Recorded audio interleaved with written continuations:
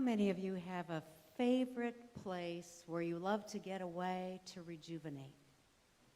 Might be the mountains, the ocean, the desert, maybe your backyard, or your deck or your patio. Consciously or unconsciously, we feel the connection that we have with nature and that we are revived by it. That may make sense to us, but it may not. It's a little like those who live far from their ancestral home of origin and the experience they have when they first visit that place. I know Rod has had that experience in Switzerland. Robin, I know you have when you visited Ireland. That sense of belonging, something you can't explain. In the same way, many of us have places in nature where we feel that we just belong. It's here that our minds are cleared and our fragmented emotions are calmed. The concept of the earth speaking might sound irrational to us with our Western ears, and we can easily ignore or intentionally drown out this language as it is subtle, and it doesn't shout, and it doesn't bully. If we are to survive as humans and as a planet, along with all of our other fellow inhabitants, we must recall this language or learn a new language of the earth, and it will feel foreign to us, but we can learn it. When considering the earth speaking, we must think of it more inclusively than just the soil underneath our feet. The earth is understood as the planet, our home, our natural inhabitant. When we experience the forces of nature, such as earthquakes or tornadoes or hurricanes or volcanoes, we think about a host of things. How to stay safe, depending if we're in the line of the trajectory of the storm. How to avoid injury. We ask, has there been loss of life? Or we ask how high the dollar amount is to the damages. But we rarely ask, what is the earth trying to say to us through this event? It seems that there are sectors of the global society that are posing this question. A few white people have done so over a long, long time. Indigenous, Latin American, and some African cultures have never stopped asking this question. We can read a level of understanding into the deliberations of the COP26 summit. Some seem to be listening more closely than others, and those who are most attentively listening seem to be the ones that are most immediately impacted by the result of rising water or extreme life-threatening drought. The attentive listener to the earth will not probably be a part of the 500-person fossil fuel delegation that were also there. But what about us? Do we believe that the earth has something to say to us? Or does that seem too out there to consider? Now let me remind you, Christmas is just around the corner, and some of us will love singing carols again, and some of the words that we sing go like this. Let heaven and nature sing. Let heaven and nature sing. Let heaven and nature sing. Do we take time to reflect on what exactly that means? What the earth has to tell us has been disregarded for a long, long time, and for a variety of reasons, especially in church. We may hear a host of explanations, not the least of them being, we don't worship creation. Or it's not theologically verifiable that the earth actually speaks. Or that's animism, that belief that all objects and places and created beings have a spiritual essence. When we turn to the Hebrew and the Christian scriptures, we find a little about the earth and about creation. Our scripture text that Kathy read this morning, for an example, God's eternal power and divinity have been seen since the creation of the universe. They have been seen. And the Job text that she read from the Hebrew scriptures is even more dramatic. It says, "Turn to the animals and let them teach you." The birds of the air will tell you the truth. Who among all of these does not know that the hand of God has done this? In God's hand is the soul of every living thing. In God's hand is the breath of all humankind. All of nature points to the presence of God. And in turn, God through creation points to the communication we receive only through nature. It's an effortless exchange between God and creation or nature. And it seems to be that we as humans are the only ones that have problem with this, understanding how that really works. Naming the soul of every living thing and the breath of humankind separately highlights how God is not interested only in humans, but in every part of the earth and all of its inhabitants. This offers us the opportunity to respond to that invitation to find transformation in this relationship with the earth. Jesus was closely connected with nature.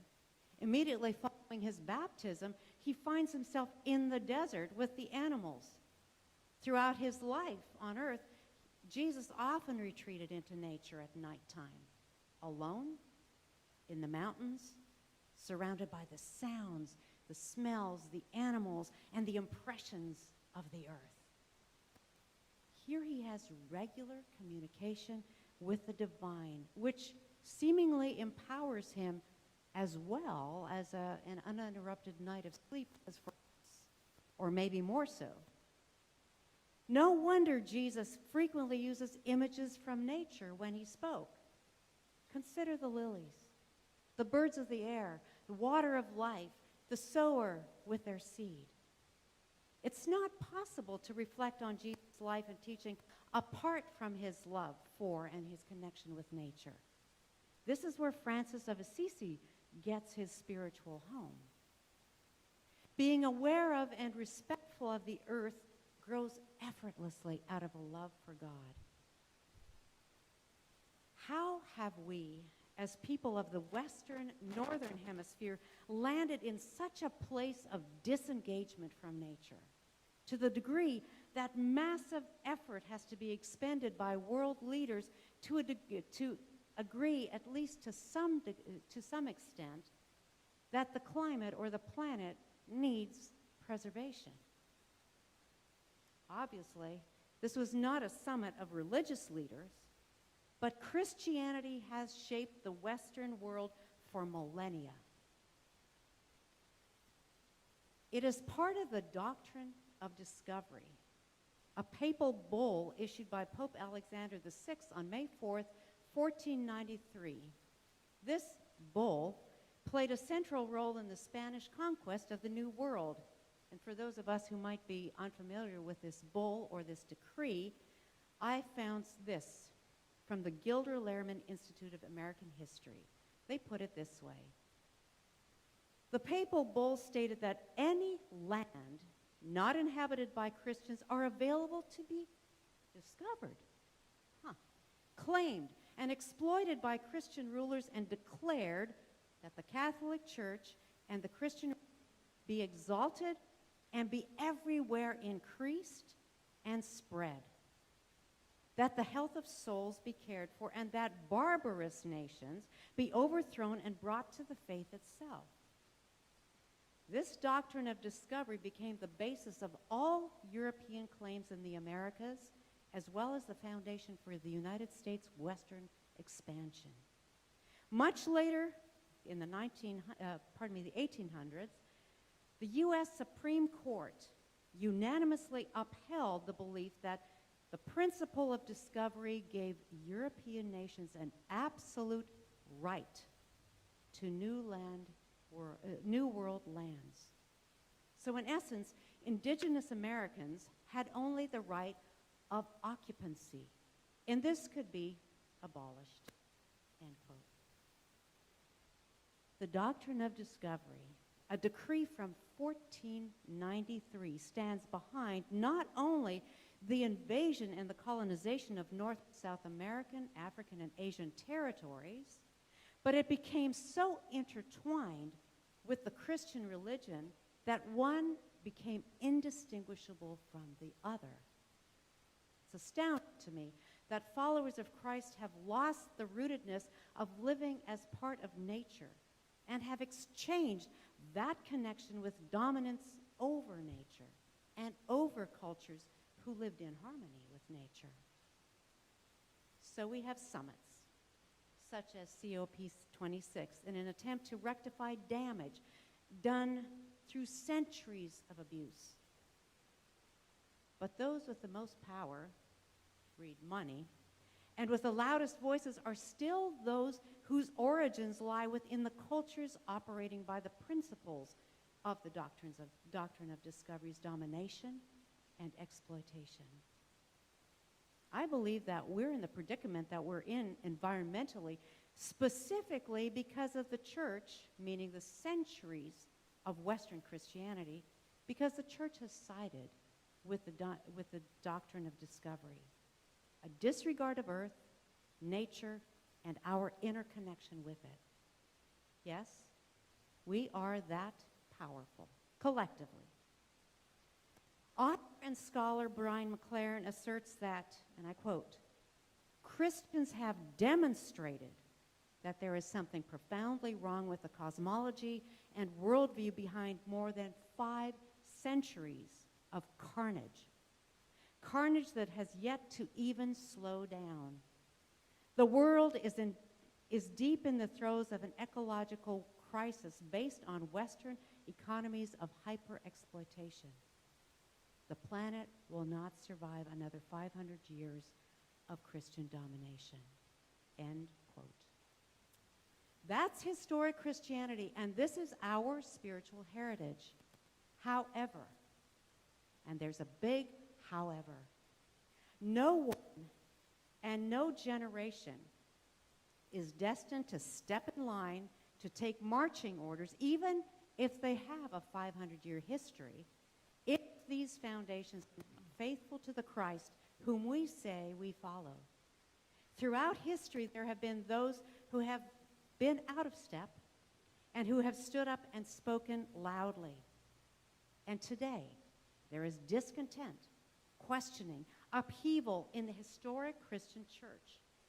The shift we're observing right now could be called a tectonic shift within the faith.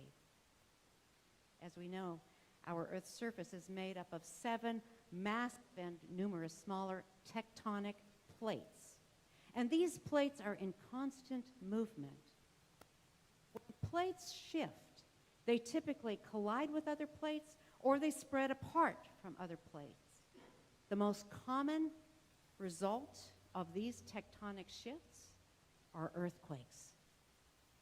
Nature's turbulent tectonic shifts rearrange the landscape to such a degree that there is often destruction and even death. If we recognize shifts within faith communities as having parallels to these tectonic shifts in nature, we can offer them space, so to speak, space to move, so that we aren't destined to experience devastation and destruction. But rather, we can experience these shifts as movement toward more faithful and healing places.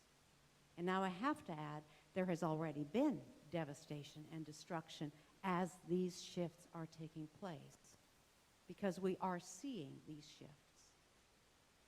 Faith communities are coming to realize that we can no longer keep secrets of sexual abuse within families and churches hidden. As people within the community, we must be accepting of all people, regardless of gender, sexual identity, economic status, or where their countries of origin are. We can no longer take all of our theological marching orders from straight white men. We cannot and will not conform to theologies of dominion and control.